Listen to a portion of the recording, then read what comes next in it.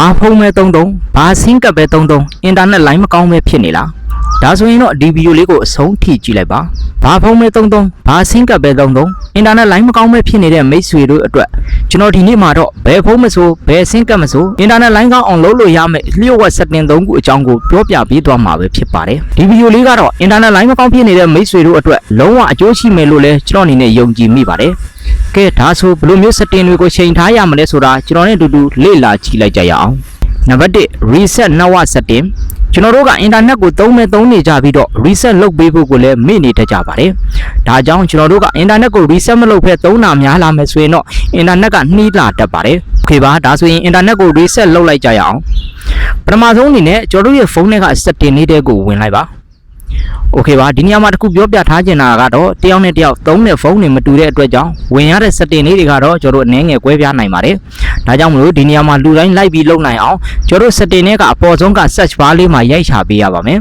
ဒါဆိုရင်တော့ setting ဝင်ရတာကျွန်တော်တို့တူညီသွားပါလိမ့်မယ်โอเคပါ search bar လေးမှာဘယ်လိုမျိုးရိုက်ချရမလဲဆိုရင်တော့ reset network setting လို့ရိုက်ချပေးလိုက်ပါRESET reset network setting လို့ရိုက်ချပေးလိုက်ပါโอเคပါဒါဆိုရင်တော့ဒီလိုမျိုးလေးပေါ်လာပါလိမ့်မယ်ပေါ်လာတဲ့ reset network setting ဆိုတဲ့ setting လေးတွေကိုနှိပ်ပြီးတော့ဝင်ပေးလိုက်ပါခင်ဗျာ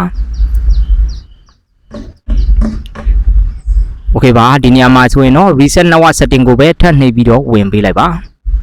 โอเคပါဒီနေရာမှာဆိုရင်တော့ကိုယ့်ရဲ့ဖုန်းကိုကျွန်တော် screen password ကိုနှိပ်ပေးလိုက်ပါပြီးရင်တော့ဒီအောက်မှာနေအောင်စာတန်းလေးနဲ့ reset network setting ကိုနှိပ်ပေးလိုက်ပါဒါဆိုရင်တော့ခဏလေးစောင့်ပေးလိုက်ပါခင်ဗျာကျွန်တော်တို့ရဲ့ internet ကို reset လုပ်ပေးနေပါပြီနံပါတ်2 reset AVN setting ကျွန်တော်တို့ရဲ့ internet AVN setting ကို reset လုပ်ပေးခြင်းဖြစ်လေကျွန်တော်တို့ရဲ့ internet line ကောင်းလာအောင်လုပ်ပေးလို့ရပါတယ်ဒါဆိုရင်တော့ပထမဆုံးအနေနဲ့ setting software လေးတွေကိုဝင်ပေးလိုက်ပါ setting တွေကိုရောက်ပြီဆိုရင်တော့ single and mobile data ကိုနှိပ်ပြီးတော့ဝင်ပေးလိုက်ပါခင်ဗျာโอเคပါဒီနေရာကိုရောက်ပြီဆိုရင်တော့ internet အသုံးပြုတဲ့ single ကိုရွေးပြီးတော့နှိပ်ပေးလိုက်ပါပြီးရင်တော့အောင်နားလေးမှာရှိတဲ့ access point name ကိုနှိပ်ပေးလိုက်ပါခင်ဗျာโอเคပါဒီနေရာကိုရောက်ပြီဆိုရင်တော့ညာဘက်အောက်နားမှာရှိတဲ့ reset ကိုနှိပ်လိုက်ပါ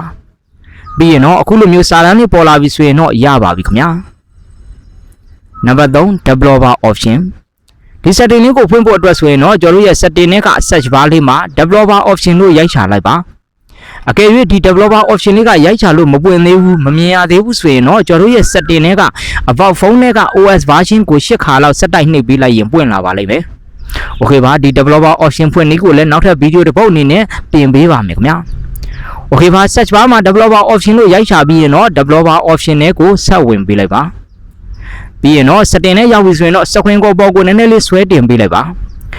ပြီးရင်တော့ကျွန်တော်တို့ဝင်ပေးရမယ့် setting လေးကတော့ Wi-Fi scan 2D ဆိုတဲ့ setting လေးကိုကျွန်တော်တို့အနေနဲ့ဆက်ဝင်ပေးရမှာဖြစ်ပါတယ်ပြီးပြီဆိုရင်တော့ဒီ setting လေးကိုမိတ်ဆွေတို့အနေနဲ့ပိတ်ထားမိတယ်ဆိုရင်တော့ဖွင့်ပေးထားရပါမယ်ခင်ဗျာဒါဆိုရင်တော့ setting 3ခုစလုံးကိုချိန်လို့ပြီးပါပြီခင်ဗျာ